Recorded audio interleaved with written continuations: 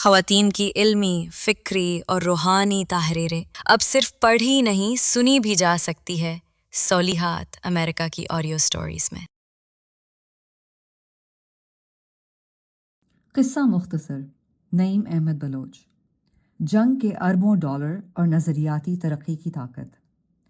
دنیا کی سیاست میں ایک سوال بار بار سر اٹھاتا ہے، کیا قوموں کو بدلنے کے لیے بم اور میزائل زیادہ مؤثر ہوتے ہیں یا تعلیم، معاشی ترقی اور فکری تبدیلی؟ جدید تاریخ کے تجربات اس سوال کا جواب بڑی حد تک واضح کر دیتے ہیں۔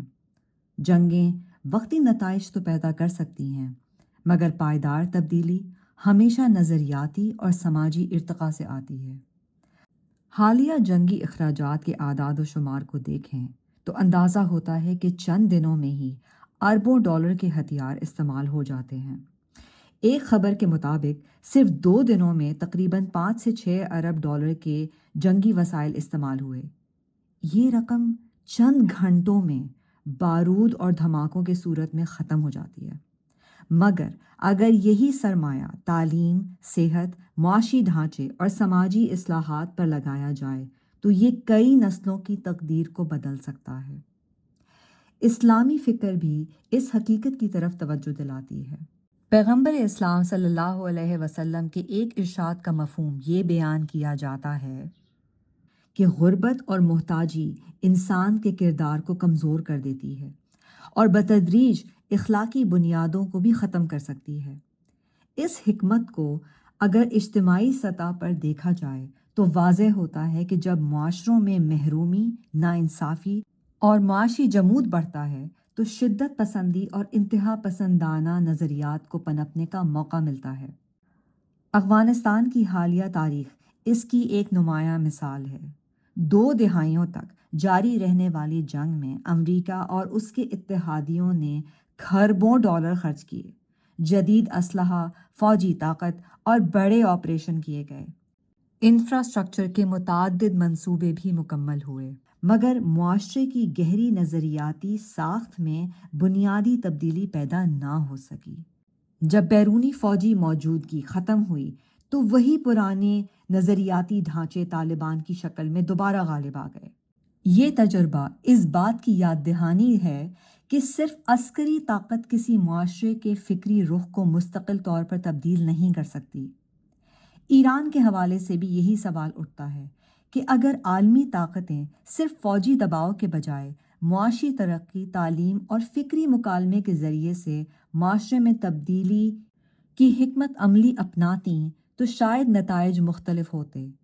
تاریخ بتاتی ہے کہ معاشروں میں حقیقی تبدیلی اس وقت آتی ہے جب عوام کے اندر شعور، تعلیم اور معاشی استحکام پیدا ہو۔ آپ کہہ سکتے ہیں کہ ایران میں مذہبی تنگ نظری کی وجہ سے یہ ممکن نہیں تھا، لیکن اس کی بھی ایک تاریخ ہے۔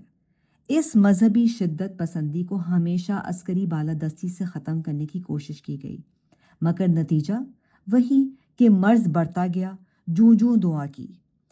کیا ہم نے کبھی غور کیا کہ اس مذہبی انتہا پسندی کو تخریب کے بجائے کبھی تعمیر سے بدلنے کی کوشش کی گئی؟ دشمنی، نفرت اور عسکریت سے کبھی بھی نظریات نہیں بدلتے۔ تاریخ میں اس کی کئی مثبت مثالیں موجود ہیں۔ تاتاریوں کی مثال لے لیجیے۔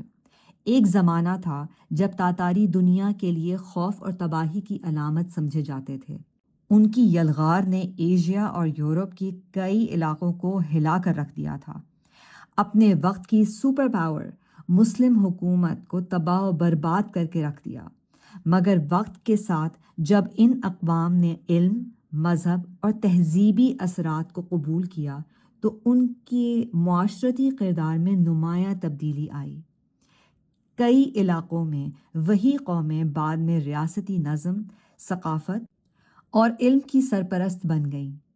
اس تبدیلی کا بنیادی سبب صرف طاقت نہیں بلکہ فکری اور تہذیبی ارتقاء تھا۔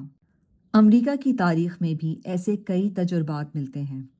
مقامی قبائل، جنہیں عموماً ریڈ انڈین کہا جاتا ہے، ایک طویل اور پیچیدہ تاریخی عمل سے گزرے۔